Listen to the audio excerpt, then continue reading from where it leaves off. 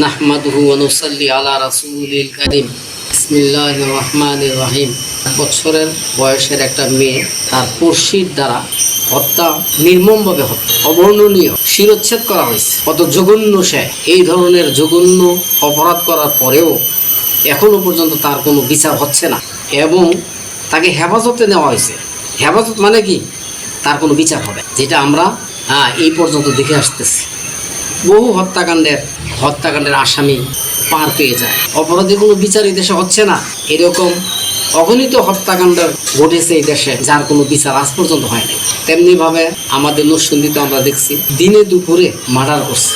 Murder করার পরে বেশ কয়েক বছর কেস চলার পরে কয়েক লক্ষ টাকার বিনিময়ে একদম তাকে খালাস দেওয়া হয়েছে, কেস ডিসমিস, শেষ। এরকমভাবে আজ পর্যন্ত, যেমন উসমান হাদির বিচারটা আজ পর্যন্ত হয়নি, এরকম শত শত অপরাধীর বিচার কিছুদিন ঘুরপাকের পরে এমনিতেই বিলুপ্ত হয়ে যায়।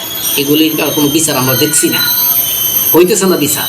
প্রশাসনের কোনো জায়গার মধ্যে আজকে বিচার আছে বলে এই দেশের জনগণের আস্থা নেই। আজকে যদি কোরআনের বিধান চালু থাকতো, তার কেসাস হইতো। হত্যার বদলি হত্যা, এইটা ছিল কোরআনের বিধান।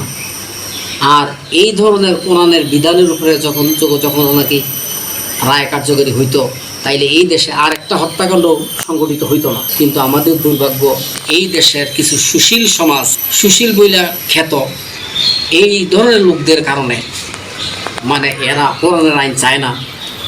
এরা আল্লাহর বিধান কায়েম করতে দেশের জনগণকে মাহরুম বঞ্চিত করতেছে। কোরআনের আইন থেকে জুজুবৈরি দেখাইতেছে। কোরআন আইন যদি বাস্তবায়িত হয়, তাহলে এদের করাপশন বন্ধ হয়ে যাবে। বিচারিক প্রক্রিয়ার মাধ্যমে লক্ষ লক্ষ টাকা হাতিয়ে নেওয়ার সেই সুযোগ থেকে তারা বঞ্চিত হবে। এই কারণেই তারা কোরআনের আইনকে এত ভয় পায়, আল্লাহর আইনকে, আল্লাহর বিধানকে এরা ভয় পায়। যেহেতু নিজেরাই মানুষ হইতে পারে নাই, আদর্শ মানুষ, নিজেদের মধ্যে করাপশন, এই জন্য এরা নিজেরাও ধরা খাবে, বিদায় এরা কোরআন আইনকে এরা ভয় পায়। আজকে আমি অত্যন্ত দুঃখের সাথে এই ভিডিওটি করতেছি। তার কারণ হলো, আমারও একটা 8 বছর বয়সে একটা মেয়ে আছে, সে ক্লাস 3-তে পড়ে। এই মেয়েটির দিকে তাকায় আমার অন্তরের মধ্যে একটা আবেগ সৃষ্টি হয়েছে। আমার এই মেয়ের মতোই তো রানিশাও একজনের মেয়ে। সে কিভাবে নিজের মনকে বোঝাইতেছে, এইটার কঠোর বিচার হওয়া দরকার। অপরাধী ধরার পরেও তার কেন জনসম্মুখে তার বিচার করা হচ্ছে না? এইভাবে বিচারের নামে লুকোচুরি করে প্রহসনের মাধ্যমে এই অপরাধীকে অবশ্যই পরিত্রাণ দেওয়া হবে। এইগুলি হইল চালাকি। এরা তো আসলে মৃত্যুরও কোনো ভয় নাই, এদের মধ্যে কোনো আল্লাহ রসুলের ভয় নাই। আমি একদিন সমস্ত বিশ্বের সৃষ্টিকর্তা যিনি, সেই মহান বিচারকের সামনে আমাকে দণ্ডায়মান হইতে হবে এবং আমি আজকে আমার উপর বিচারের দায়িত্ব অর্পিত হয়েছে। এই দায়িত্ব যদি আমি সুচারুভাবে আদায় না করি, তাইলে মহাবিচারকের সামনে আমাকে অপরাধী বলে সাব্যস্ত হইতে হবে। এই ভয়টা তাদের মধ্যে নাই। আসলে এইসব প্রশাসনের কর্মকর্তাদের আল্লাহর ভয় নাই, ঈমান আছে বলে আমার সন্দেহ।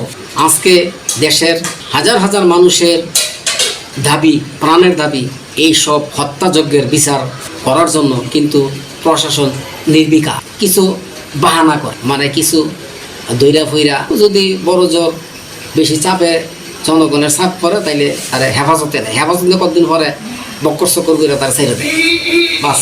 তাকে কি জামিন দেয়। জামিন দেওয়ার কি? এই ফসকায় দিল। এই ব্রিটিশ প্রবর্তিত আইনের দ্বারা উকিল মুক্তাররা কিছু টাকা ইনকাম করে, জজ ম্যাজিস্ট্রেটরা কিছু টাকা ইনকাম করে, এদের ফ্যাট চলে।